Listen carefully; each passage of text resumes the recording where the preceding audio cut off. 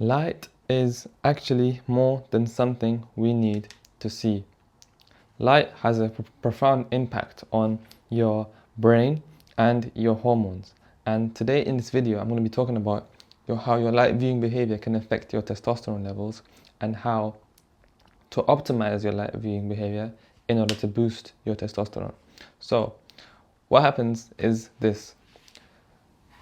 Rays from the sun, UVB, UVA rays, and all these other rays release from the sun and enter our eyes. And photoreceptors inside our eyes detect the rays, detect the light, and they then signal to the suprachiasmatic nucleus inside the hypothalamus, which is this. So they signal to the suprachiasmatic nucleus, this small little thing, and they tell the suprachiasmatic nucleus that it is now daytime.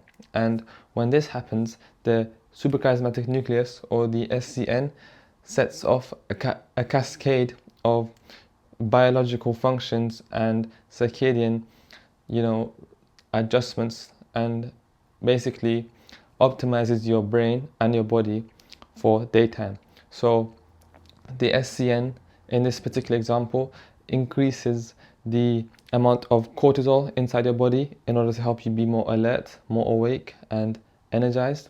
It also increases testosterone secretion, because when the SCN activates, it tells the hypothalamus to release GnRH, and then when GnRH is released, GnRH travels to the pituitary gland, and the pituitary gland releases LH, which then travels to the testes, and the testes secrete testosterone. So when you wake up and you get morning sunlight, your testosterone increases, and this basically allows your body to have more energy, more drive, and more motivation to get things done. Without seeing morning sunlight will basically mean that this testosterone and cortisol increase will be blunted, and therefore you will have lower testosterone. So it's vital that you wake up within the first 30 minutes of waking and you get your morning sunlight. Why? Let me explain. So this is the graph, and let's say this is the time that you wake up. We'll label it wake. So the second you wake up, your testosterone in your sleep is already increasing, and then when you wake up, testosterone peaks as you wake up. So this is how it naturally works, and then it gradually declines throughout the day.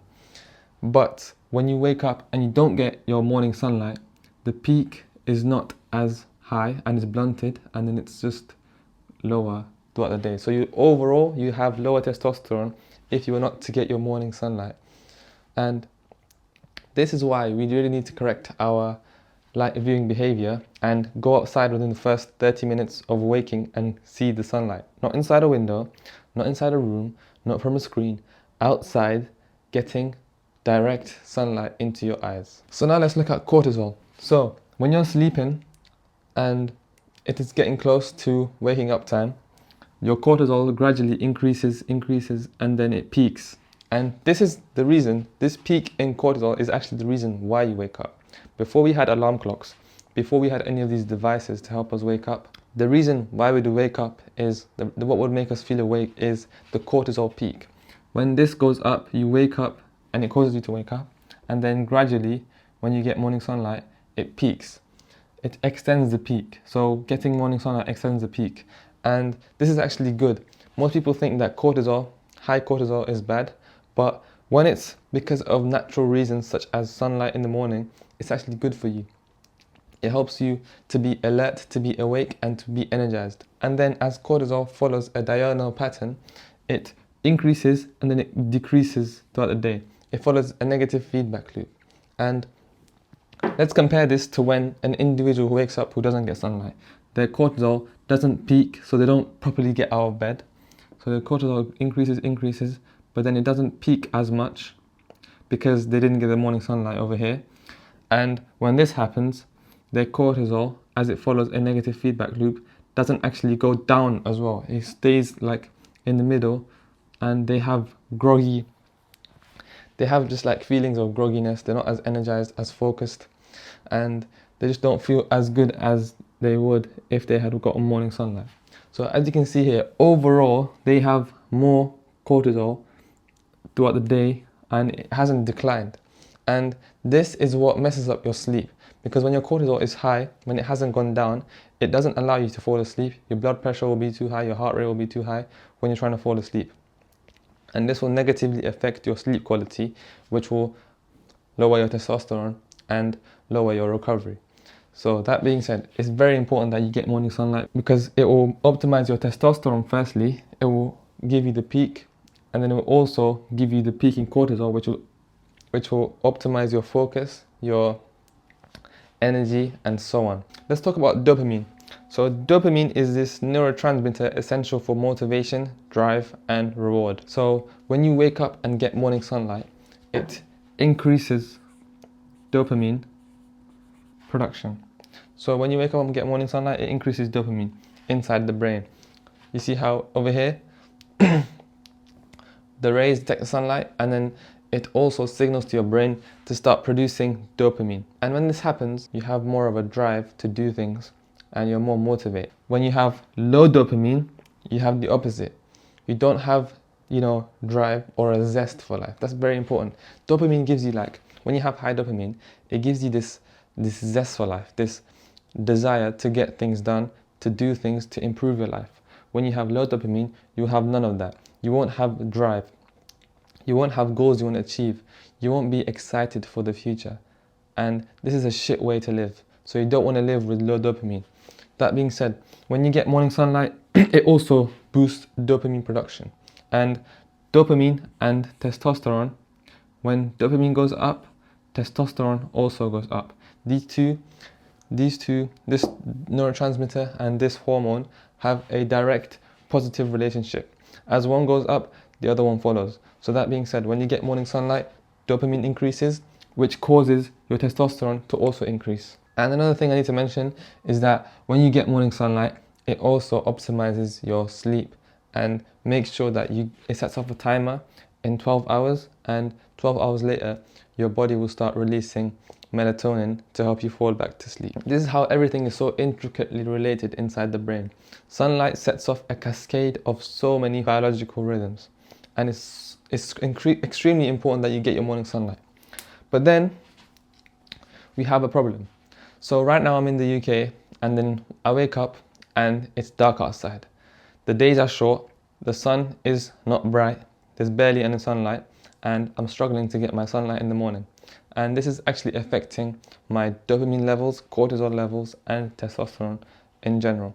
So what I did was to mitigate the negative effects of not getting enough sunlight, I tried to get as much daytime outside despite there not being enough sunlight. So what I would recommend is you to still be outside despite it being cloudy and everything. So when you're outside, it's almost always better than being inside and being under LED lights. This is because when you're outside, it's cloudy, you probably think there's not as much sunlight, but enough sunlight rays, enough UVB rays still penetrate through the clouds, and that will still signal to the SCN to start the circadian rhythms and to optimize testosterone, cortisol, and dopamine. So that being said, if it's cloudy, you should still go outside and spend more time outside to compensate for the reduced intensity of the sun. Another thing which you can do is if you actually wake up before sunrise and it's dark outside when you wake up, so you can't get your morning sunlight in order to get the peak in dopamine, in order to get the peak in testosterone and cortisol, what I recommend you is to get a full spectrum light, artificial light that mimics the sun and is bright enough to have a similar effect that the sun has on us. So what I did was I went on Amazon and I bought myself a full spectrum light that has UVB rays and all the other rays that the sun has. And it's very important that you get a full spectrum one. You don't just want an LED one. So this is the light, I have it here, and it's currently on right now. It's 10,000 lux, so it's very bright, and I place it indirectly to my eyes, so it has a similar effect the sun has on us. It's 10,000 lux, so it's very bright. And to compare this to the brightness of the sun, The sun is actually 100,000 lux, and it goes to show how bright the sun actually is. So despite me having this, I still make an effort to go outside because you can't really mimic the sun no matter how hard you try.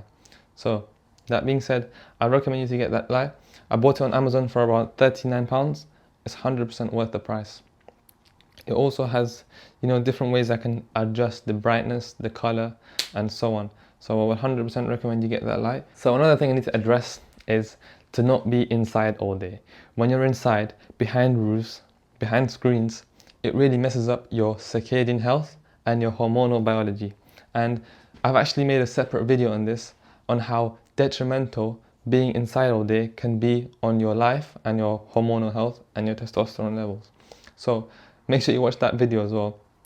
But the key takeaway here is to just go outside, be out with friends, socialize, exercise, take walks, and live like a normal human being. Stop being inside all day. It's the number one reason as to why you're depressed and why you're lonely. Just go outside, do fun things, explore, and you'll be better off than you were inside.